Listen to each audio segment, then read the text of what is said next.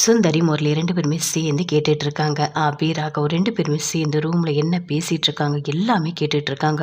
அப்பா அபி சொல்கிறாங்க, கல்யாணத்துக்கு முன்னாடி நாள் நான் முரளியோட பேசிகிட்டு இருந்ததை பார்த்துட்டு என்னை இப்படி கொடுமைப்படுத்துறீங்க அப்படின்னு சொல்லிட்டு அபி பேசுகிறத அப்படியே கேட்குறாரு முரளி.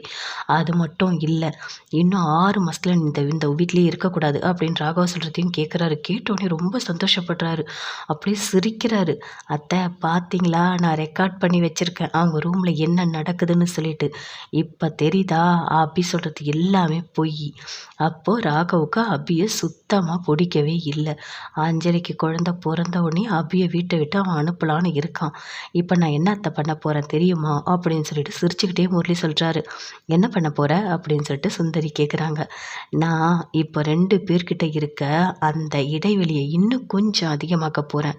என்ன பண்ண போகிறேன், அவங்களுக்குள்ள சந்தேகத்தை அதிகமாக்க போகிறேன் அத்தை அப்படின்னு சொல்லிட்டு முரளி சொல்கிறாரு. சரி, எதா பண்ணாலும் ஜாக்கிரதையாக பண்ணு அப்படின்னு சுந்தரி சொல்கிறாங்க. அப்போ முரளி யோசிக்கிறாரு என்ன பண்ணலாம் அப்படின்னு சொல்லிட்டு. அப்போ முரளி, அஞ்சலி 2 பேருமே சேர்ந்து கார்டனில் நின்று பேசிகிட்டு இருக்காங்க. மேலே அப்படியே பார்க்குறாரு. பார்த்தா ராகவ் நின்று ஃபோன் பேசிகிட்டு இருக்காரு. அப்படியே பார்க்குறாரு என்ன பண்ணலாம் அப்படின்னு சொல்லிட்டு கத்துறாரு. அபிக்கு என்னோட ரெஃபரன்ஸில் ஒரு பெரிய ஆர்டர் கிடச்சிருக்கு அப்படின்னு அப்படியே முரளி கத்துறாரு. திரும்பி பார்க்குறாரு ராகவ். பார்த்தோன்னே அப்படியே கோவமாக வருது. கீழே போகிறாரு. போனோடனே அபி பணத்தை கொண்டு வந்து கொடுக்குறாங்க. இவ்வளோ பணம் ஏதுன்னு கேட்குறாரு. எனக்கு ஒரு பெரிய ஆர்டர் கிடச்சிருக்கு அப்படின்னு அபி சொல்கிறாங்க.